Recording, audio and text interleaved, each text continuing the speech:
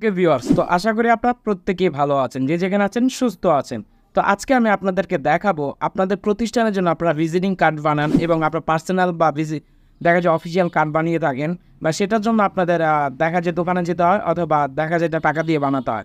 কিন্তু আজকে আমি এমন একটি ট্রিক্স দেখাবো যা 2 মিনিটের ভিতর আপনারা কার্ডগুলো নিজেরাই এডিট করে আপনাদের ইচ্ছে মতো ভিজিটিং কার্ড বানিয়ে নিতে পারবেন, লাইক দ্যাট এরকম।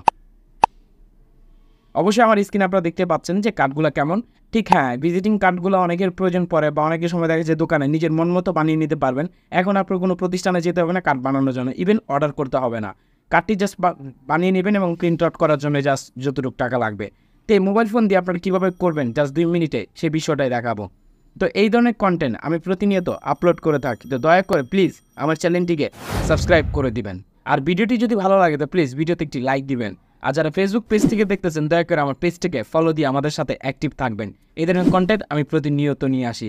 তো বন্ধুরা, কথা বাড়াবো না, সরাসরি মোবাইলের স্ক্রিনে চলে যাব এবং কীভাবে এডিট করতে হবে সে বিষয়টা এখন আমি আপনাদেরকে মোবাইলে দেখাবো।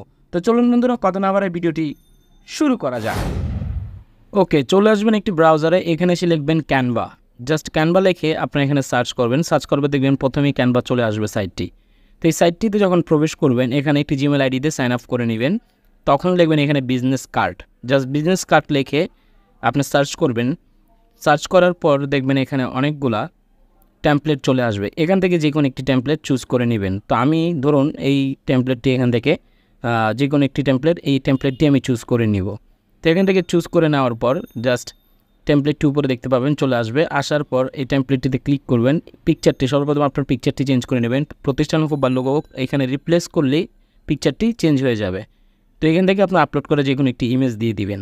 তো ইমেজটি দিয়ে দেওয়ার পর তারপর হচ্ছে আপনার পোর্শন, আপনি এখানে প্রতিষ্ঠানের একটি নাম দিতে চাচ্ছেন, পিকচারটি সমানভাবে সুন্দর করে এখানে ক্রপ করে নেবেন। দেন নামের উপরে ক্লিক করলে অটোমেটিক এডিট হয়ে যাবে, তখন আপনার নামটি বসিয়ে নিতে পারেন। চাইলে আপনি এখানে কালারও করে নিতে পারেন। তারপর আপনি এখানে কী অপশনে আছেন সেটাও দিতে পারেন।